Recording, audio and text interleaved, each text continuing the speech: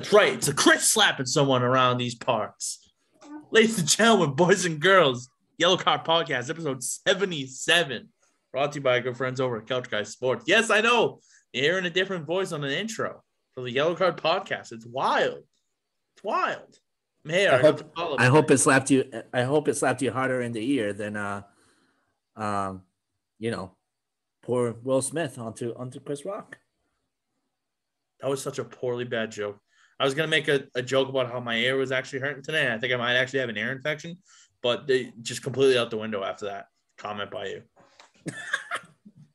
But again, brought to you by our good friends over at Couch Guys Sports. Also sponsored by our good friends over at Exogun and Shocked Energy.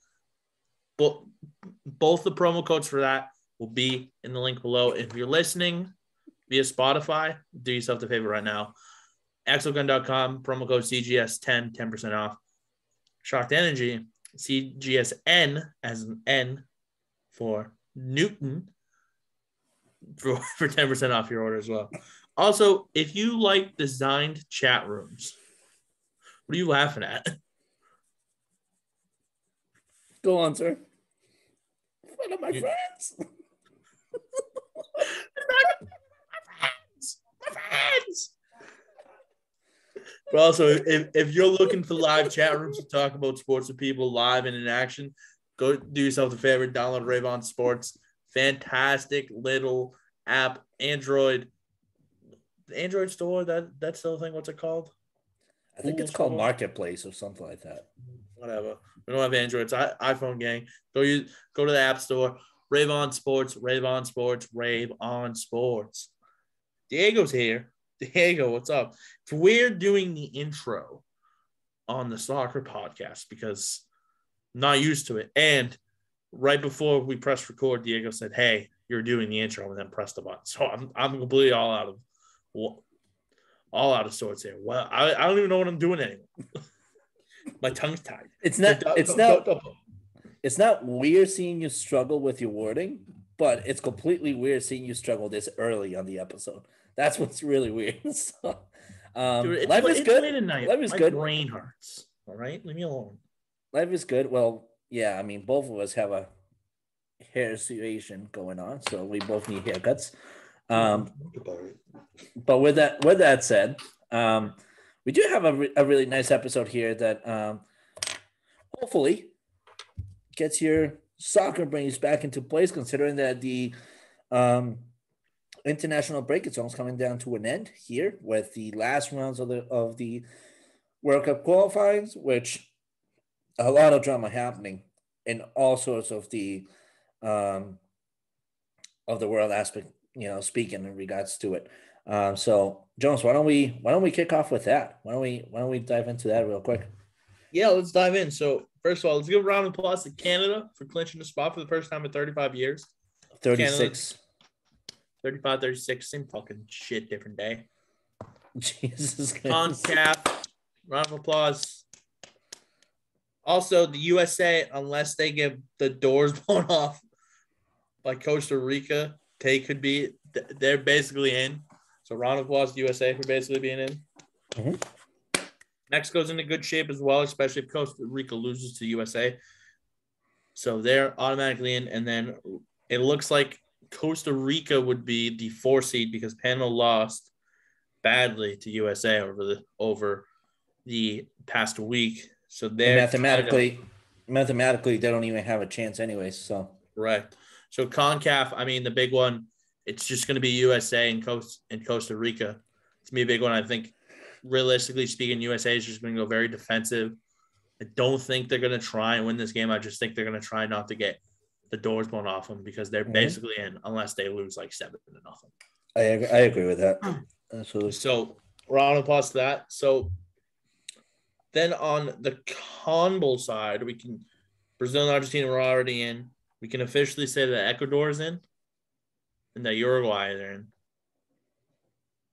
And then we have we can say that. Yeah. That 5th spot between Peru and Colombia. The winner gets to go to the playoff. I believe they play Oceanic. Is that the way the draw works, right? Yeah. Well, I mean, Chile is also still very much in play. Yes, that is At one true. point, Chile yeah. is also still very much so in play as well. But I kind So of forgot about them. So it's Chile versus Uruguay. That's a good one to start off with right there. What do we think? I think Uruguay takes care of business. They're not gonna go fully for the win, considering that they're basically in.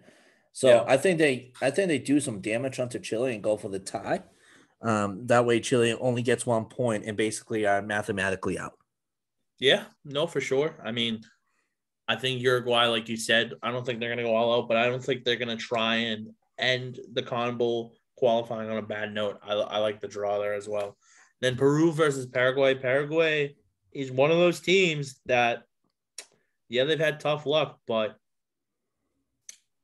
I think that they have a chance to fight hard, and I think they give Peru a run for their money. And I think, realistically speaking, I think Peru and Paraguay end in a 1-1 draw on Tuesday night. I was just gonna say that too. I think this is a draw match. If it's not a 1-1 draw, it's a 2-2 draw, but definitely a draw match for sure. There's a lot of very close similarities between the two teams. Just Peru has been more efficient in terms of their midfield, but other than that, there's really not much that separates the two. Then obviously the last one's Venezuela and Colombia, and this is the big one for you.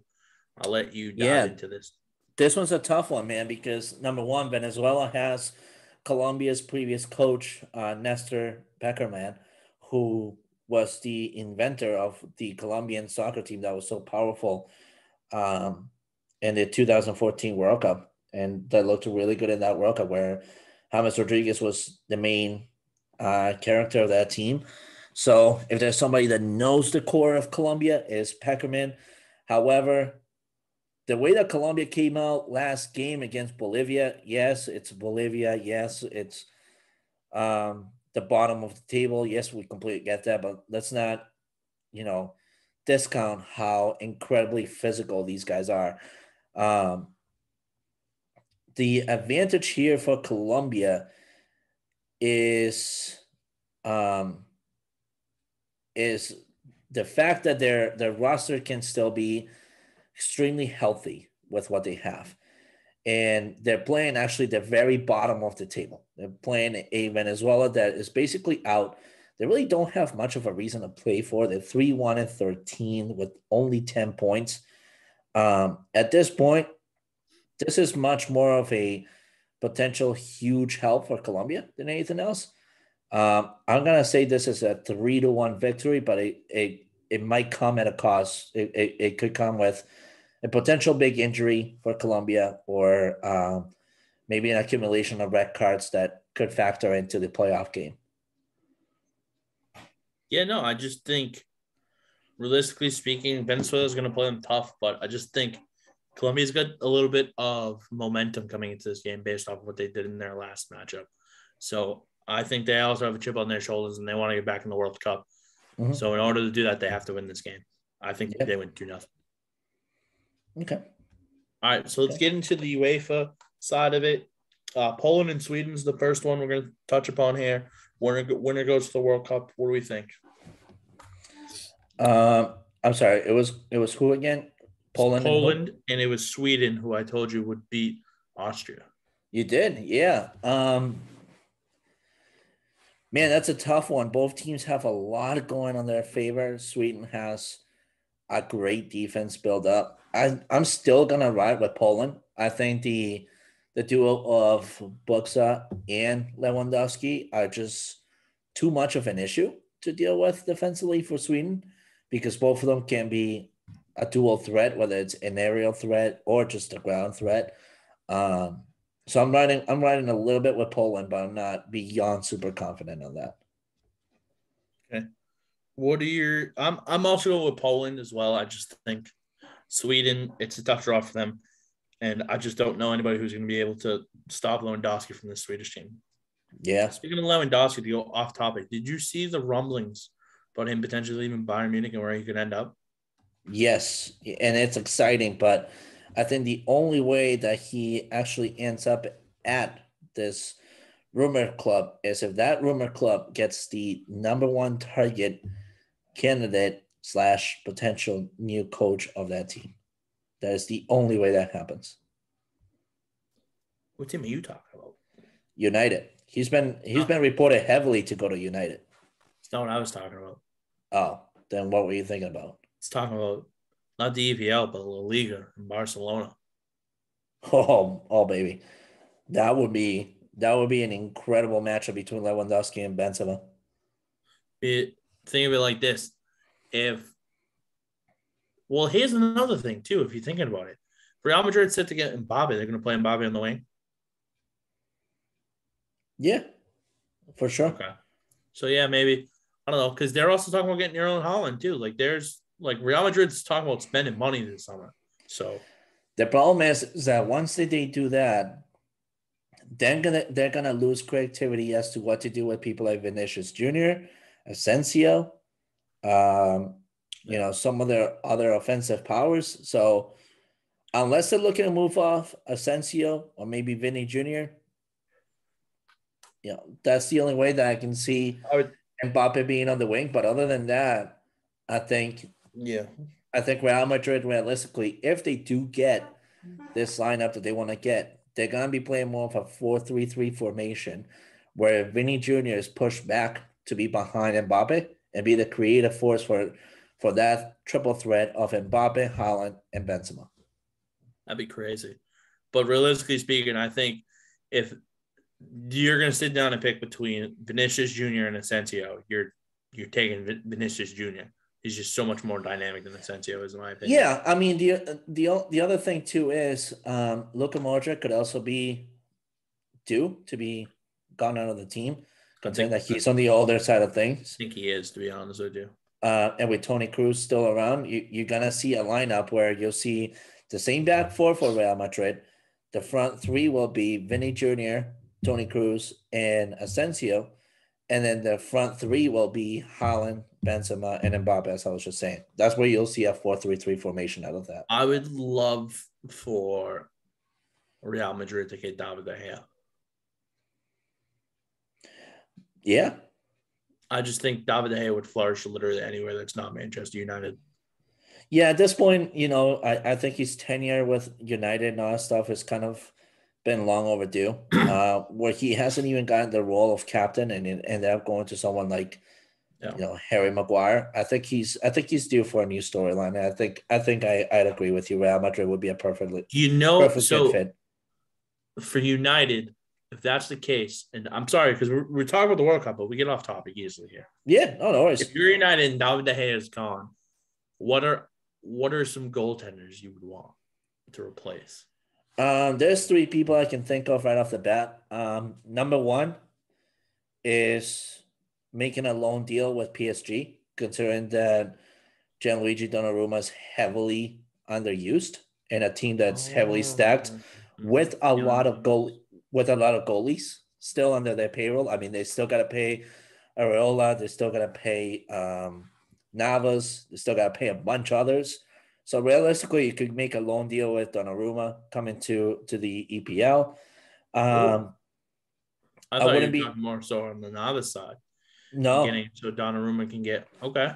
No, PSG is it's realistically heavily bought on Navas. I mean, we've seen it all along this year as to how much usage he's gotten over Donnarumma, who is a great talent. I think Donnarumma's far more valuable than Navas, in my opinion. But if PSG sees it otherwise, that's them. Well, it also could be the Pochettino effect as well. So could very well be it. Yeah, could very well be it. Which again, who's 2 and 3? Because I have a name, and if you don't say him, I'm going to bring him up. The other one is Newcastle's goalie, Martin Dubravka. I think he would be a solid fit for United. He's very good defensively. He's very good at what he does. He just needs to be pushed to a team that will be far more of a front scenery team than what Newcastle has been while they continue to do their rebuild. The other person I can think of is John O'Black from Atletico Madrid. That's the only other person I can think of. Those are my three picks. So I like Jan Oblak to go to United. I think that's going to be my bold take of the summer because it's just they have to move on from David De Gea. And I just think Oblak would dominate the EPL, and United could easily win the title with him in net. But another name that I think potentially could get tossed around within the United circle, but I think realistically he does end up in the EPL this summer, but just with like a team like Newcastle instead, it's Marc-Andre Ter Stegen. I was just going to suggest that too. That's just a name. Him and Barcelona, they've done wonders together, but they have to move on as well. I wouldn't be surprised if they're the ones that take Kepa from freaking Chelsea, to be honest with you. Well, I think Kepa could potentially be going to Newcastle, honestly. Newcastle can afford Kepa's contract. They can, but I think if they get the chance to they choose between Ter Stegen and Kepa, I think they take Ter Stegen. Excuse me. But I think at the same time, thinking about it all, I think Kepa ends up either with Barcelona in La Liga or he ends up somewhere in Serie A. So another name potentially for Barcelona as well to replace Ter Stegen would be Szczesny from freaking Juventus, because they looks like they're clean. They're just cleaning. Yeah, Szczesny would be a solid replacement. The ball looks to be gone. Szczesny will probably be gone. Matthijs de Ligt's probably looking for new work somewhere.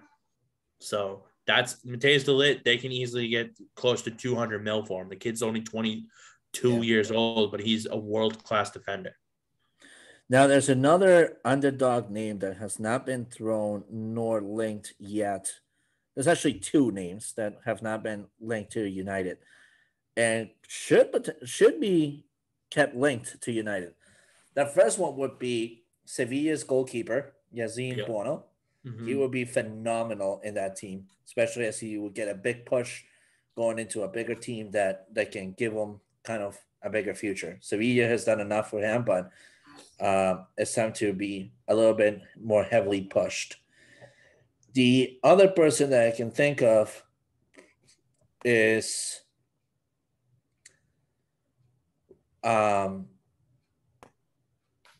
Brighton's Robert Sanchez. Thinking off the top of my head, I know it probably won't happen because of the rivalry and everything like that. But how would you feel if United decided that they were going to take Jordan Pickford from Everton and make that their guy? I'd be disappointed. Frankly, I think Pickford has been as inconsistent as De Gea has been in terms of form. He has one good year and he has one terrible bad year. I don't think it would be a realistically sustainable move for the club, especially as keepers tend to be kept around at United for long tenures of time, 5 to 7 years at the very least. So I wouldn't be in support of that move. I think if you were going to make a move like that, I'd be far more open to potentially a move like bringing Zach Steffen over to United, somebody who's still young, healthy, and could thrive under that environment over somebody like Pickford. One counter to that, we've seen what Pickford can do with better defenses in front of him, including for sure, Harry Maguire and stuff like that. So you don't think that alone would help United moving forward if that's the guy right there? Seeing what he's done with these talented defenders in front of him. It would, but it wouldn't. Again, the inconsistencies is just far too often.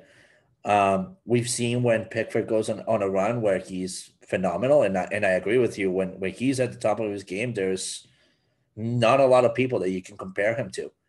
But when he's at the bottom of his game, good God, it's really scary. And to have more inconsistencies in the back of the net for United, especially as they try to rebuild a team for a better defense and whatnot, I don't know if I'd be all that thrilled with that move. No, I feel you on that. All right, let's get back into World Cup qualifying. We've gone on long enough. I've tried to deflect the fact that we're not seeing Portugal and Italy on Tuesday. So it's heartbreaking. Let's just take a moment of silence for myself, please. For the Italians for the second straight World Cup, they're not going to be in it.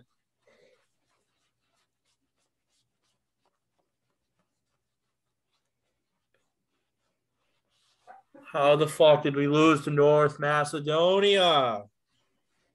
I just don't get it. I don't get it. I don't get it. You get the opportunity to tie the game and you sky it.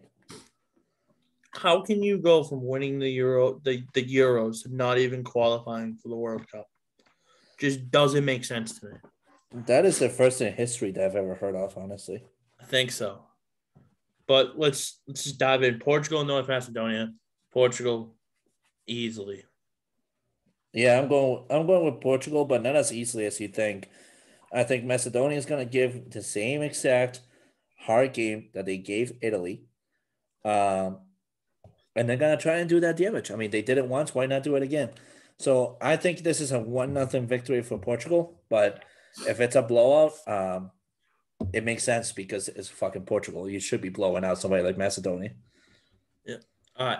So that's going to do it for the World Cup qualifying. Obviously, when the World Cup comes closer and we get the group stages and stuff like that and what the groups look like, we can dive into that. But for right now, let's talk about the EPL. The EPL's back this weekend. We have our little bet going, both sitting at 15 and 16. Let's start off with the first game on the card. It's Liverpool hosting. By the way, how poetic of this podcast that we're still literally neck to neck. Like, this is just hilarious. It's like none of us. The only time I ever get away from you in this is the Champions League. That's it. And then I go on my hot streak and I somewhat get close to you. Yeah, and then it just fucking ends catastrophically. Yeah. Yeah. Liverpool, Watford, first game. I'll start. This is a big one. Liverpool's getting ready because they have City twice in a 7-day span coming up. They have City for potentially what should be Liverpool versus City. A winner gets the top of the table. And then in the FA Cup semifinal, you get City and Liverpool as well. So I think they make a statement here. I think they beat Watford 3-1. Yeah, I was going to say Liverpool is easily here to continue to keep their leadership going. So I think Liverpool wins this one 3-0.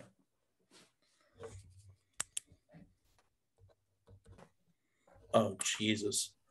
Okay, I have to hold off and send something to you privately after. But Brighton and Norwich is the next one. What do you got? I got Brighton win this one 2-1. Okay, I also have Brighton winning, but I have Brighton winning 1-0. I think it's just a close game overall, and I realistically think, looking at it moving forward, that Norwich is going to keep this tight, and Brighton's just going to get one late and win. All right, Burnley hosting Man City. I think Man City is gonna do whatever it takes to keep the pressure onto Liverpool. So I think Man City wins this one, and I'm going with a 4-1 victory for City. 4-1. Yep. I see. If this was at Etihad, I would agree with you. But the fact that it's at Burnley, weird shit always happens at Burnley. I think City wins, but I think they win 2-0. Okay, next one. It's Chelsea and Brentford. And before I say anything, the referee of that game is Chris Kavanagh. Oh, lovely. Absolutely lovely.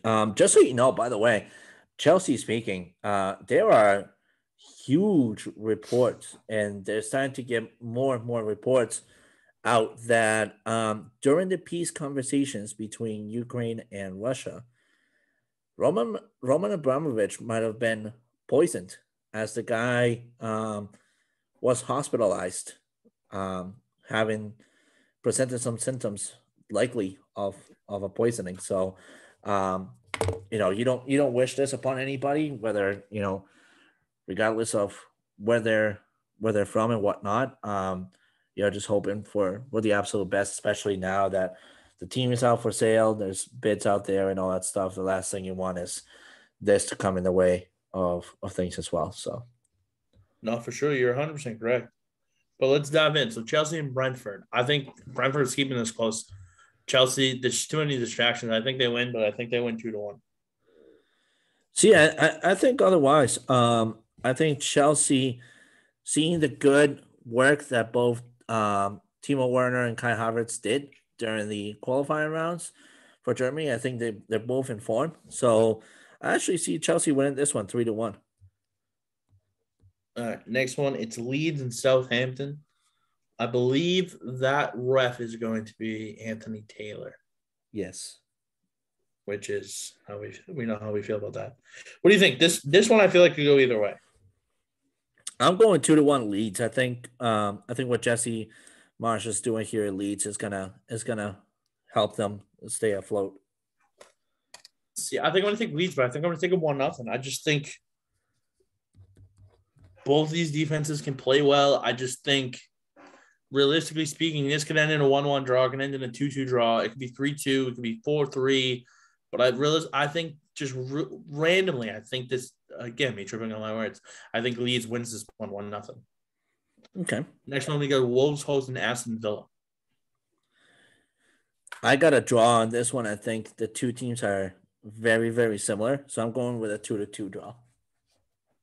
I'm going to go Villa 2-1. I keep doubting this Villa team and winning when we pick. So I'm going to take them this week. Just so if they do win, I can feel good about myself. All right, next one, United and Leicester. This is easy. Leicester's not the same team on the road, and United is in good form, especially at home. I think they win and blow them out 3-0. Yeah, I'm going United 2-1. I think now where they have gotten kind of a break in between and kind of rekindle synergies, I think we see United back on their A game again. Sunday, West Ham and Everton. This is such a good match, but unfortunately, I wish Everton would win this one, but there's too much going on for West Ham in their favor. I'm going with a 3-2 win for West Ham. A 2-1 West Ham.